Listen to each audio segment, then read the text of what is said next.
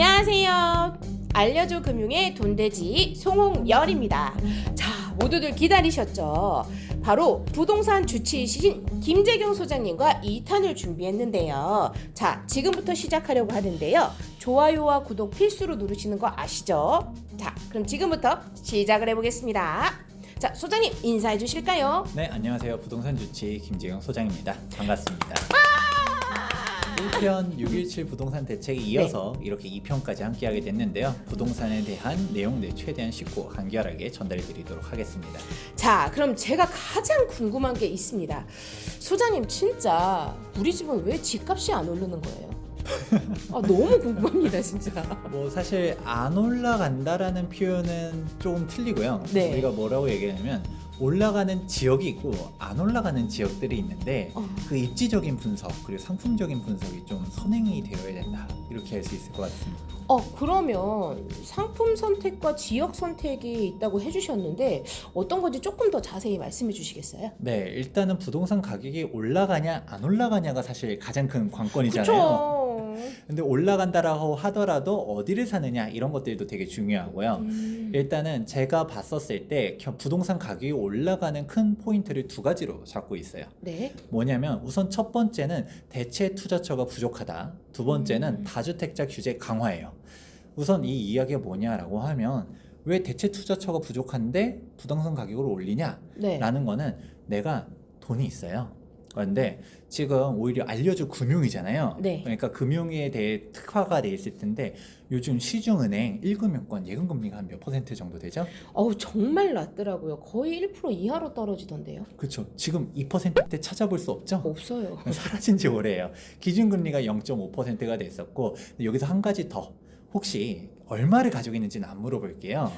근데 내가 가지고 있는 전체 자산을 100으로 보았었을 때 네. 한 몇 퍼센트가 예금이나 적금인 것 같으세요? 저도 그렇게 많이 하지는 않아서 한 45? 50 이 정도. 그래도 많은 편이네요. 그래요? 그렇죠. 적금이나 예금은 한 50% 정도 이게 두고 있다라고 하는데 네. 보통 얘기하다 보면 20%, 30% 정도인 사람들이 제일 많고요. 아예 없는 사람들도 생각보다 많아요. 그러면 내가 예적금으로 안 두고 있다라고 하면 수시 입출금식 통장이란 거거든요. 거의 다 그렇죠. 그거 금리가 네. 몇 퍼센트인지 아세요? 0.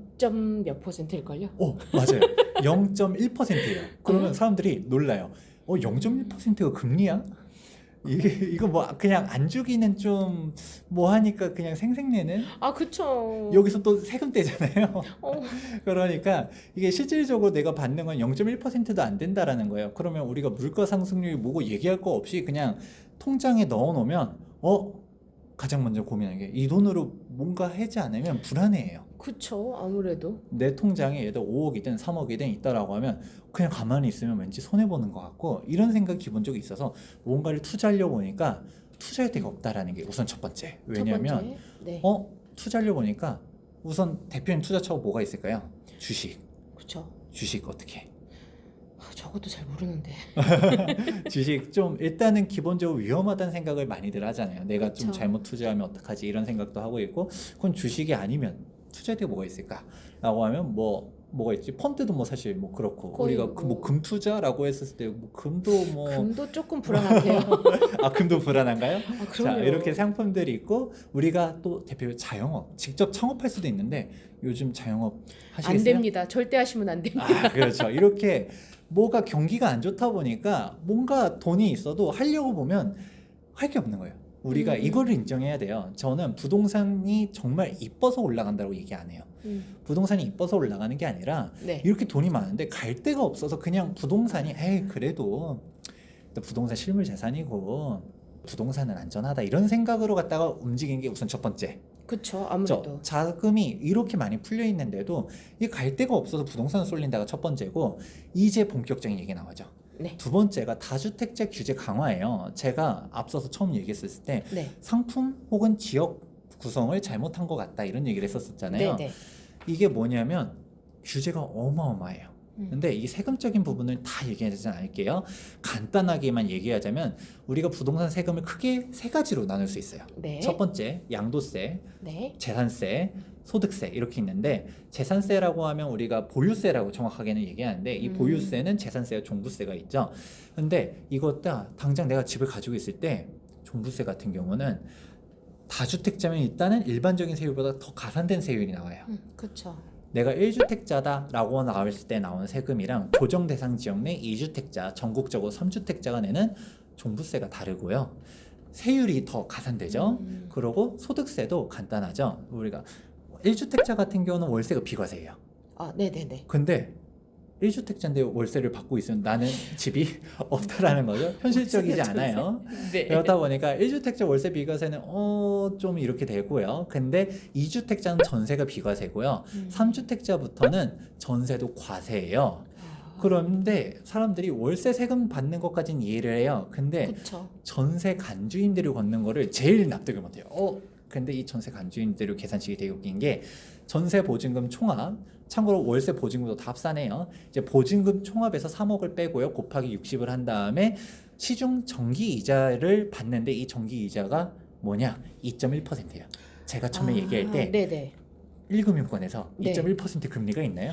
없어요. 근데 세금 받을 때는 2.1%를 기준으로 걷습니다. 그러다 보니까 사람들이 이게 말도 안 돼라는 게 이렇게 얘기가 나오고요. 이제 전세 금액 가지고 내가 한 것도 없는데 세금 내는 걸 억울해하고 이게 그쵸. 주택수에 따라 다 달라지고 사실 마지막으로 얘기한 이유가 있어요. 양도소득세가 제일 어마어마해요.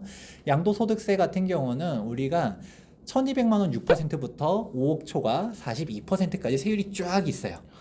근데 1세대 1주택 비과세 요건을 맞추지 않는 이상은 그러면 다주택자라는 거겠죠? 그렇죠. 그럼 다주택자라고 가정하는 순간 중과세율이 붙어요. 조정 대상 지역 내 2주택자는 플러스 10%, 3주택자는 플러스 20%가 붙게 되고요.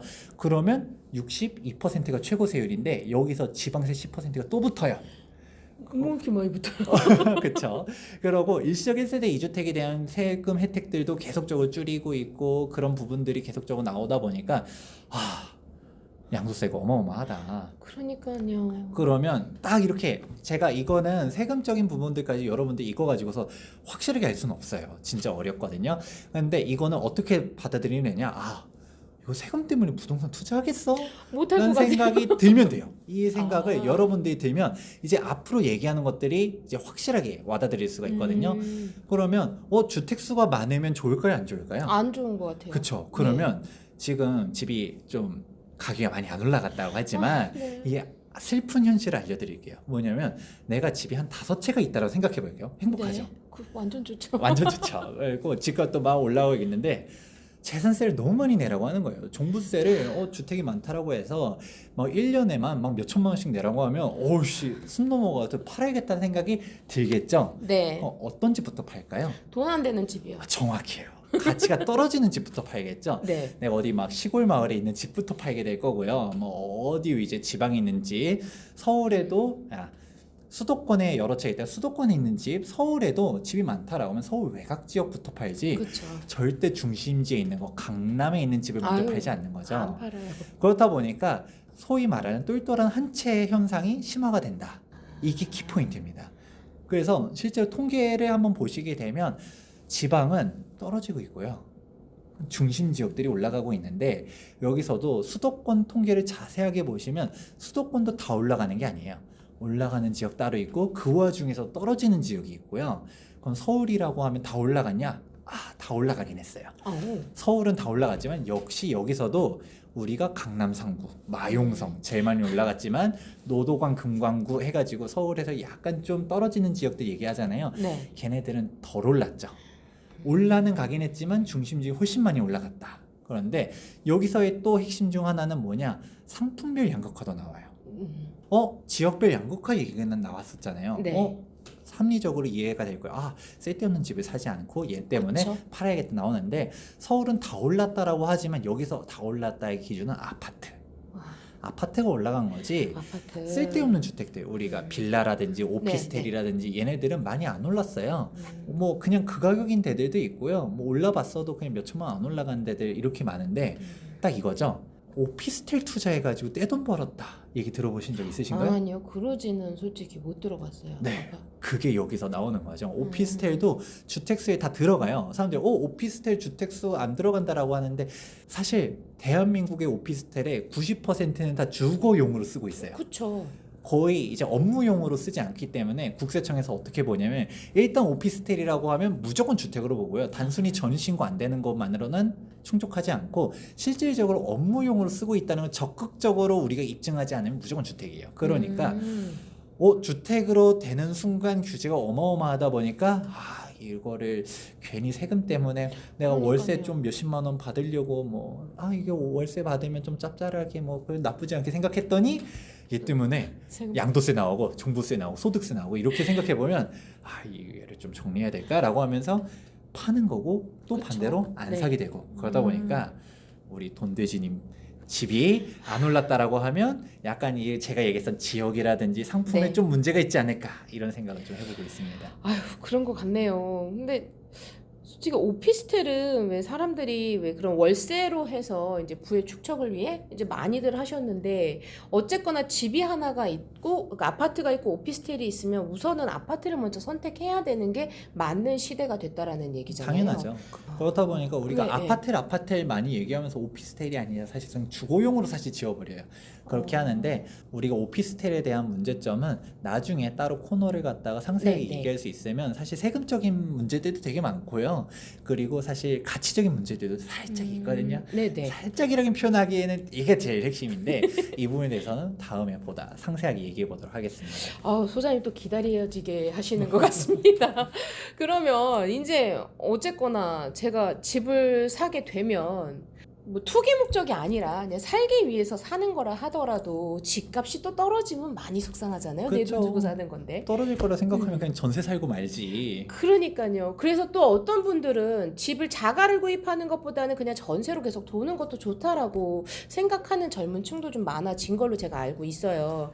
그럼 진짜 이 상황에서 정말 좋은 조건에 아파트를 구매하는 거는 좋은데 그게 아니라면 뭐 웬만해서 전세로 계속 다니는 것도 좋다는 얘기가 되는 건가요? 그쵸. 이거를 어떤 식으로 정리해 볼 수 있냐면 네. 제가 다주택자 규제 양극화 때문에 지방이 좀 침체되고 있다 네, 이런 네, 얘기들을 네. 했었잖아요. 네. 그러면 이렇게 정리해 볼 수 있을 것 같아요. 내가 지방에서 살고 있다 라고 하면 사실 진짜 올라가는 상품은 딱 한정적이에요. 지금 지방 같은 경우는 분양권과 신축 아파트만 올라가고 있지 구축 아파트들 같은 경우는 떨어지고 있거든요. 통계가 그렇게 나오고 있어요. 그렇다 보니까 내가 조금 마련하려고 하는 집이 신축 아파트는 조금 좀 무리다라고 생각하면 네. 굳이 들어가기보다는 이제 전세로 갔다가 왜냐면 내가 집을 4억짜리 집을 샀는데 이게 떨어지면 안 되잖아요. 그럼요. 그러면 내가 그냥 4억짜리 전세를 들어가고 말지. 그러니까 그게 더 안전하니까. 그렇죠. 그렇게 되니까 내가 그렇게 좀 떨어지는 지역이다. 혹은 떨어질 것 같은 상품이다.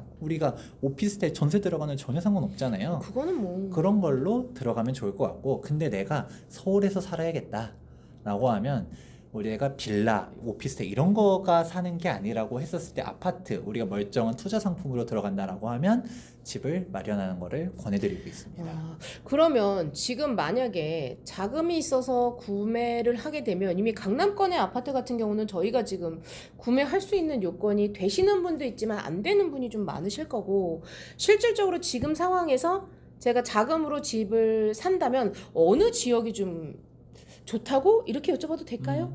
네. 뭐 편하게 얘기하셔도 되는데 일단 지역적인 거를 보다 디테일하게 들어가자고 하면 네. 우리가 강남 3구 들어보셨죠? 네. 마용성 들어보셨죠? 이런 식으로 핵심 지역으로 들어가시는 게 훨씬 가장 안전한 투자처입니다.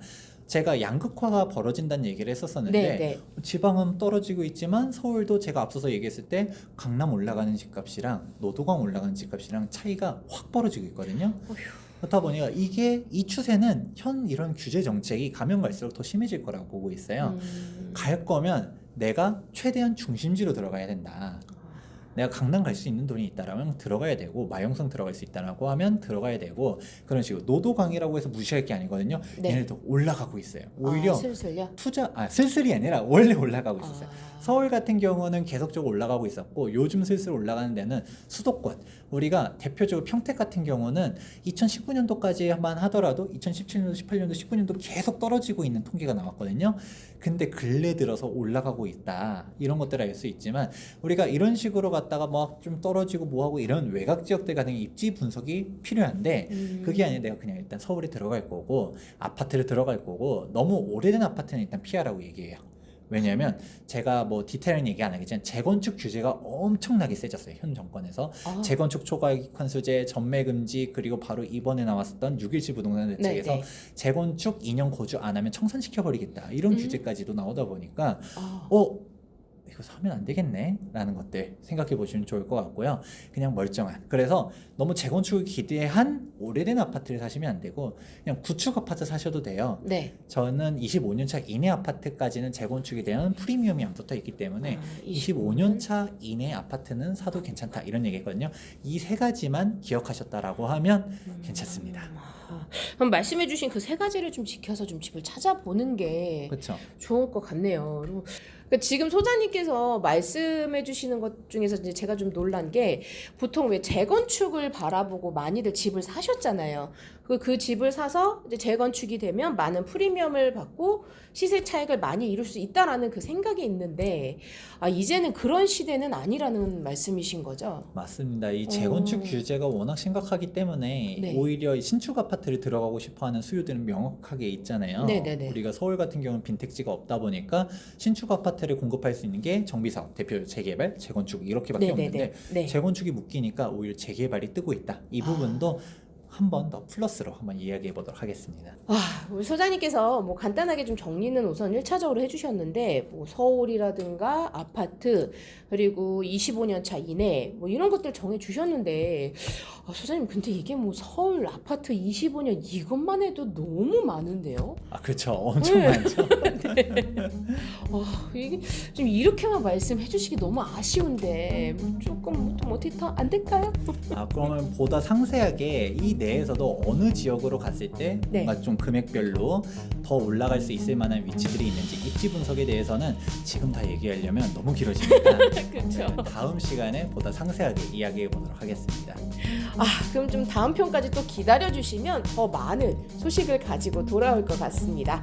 오늘 소장님은 여기까지 보내드리도록 하고요. 그럼 다음에 더 좋은 소식으로 찾아뵙도록 하겠습니다. 좋아요와 구독, 알림 설정 잊지 마시고요. 그럼 다음에 뵙겠습니다. 안녕.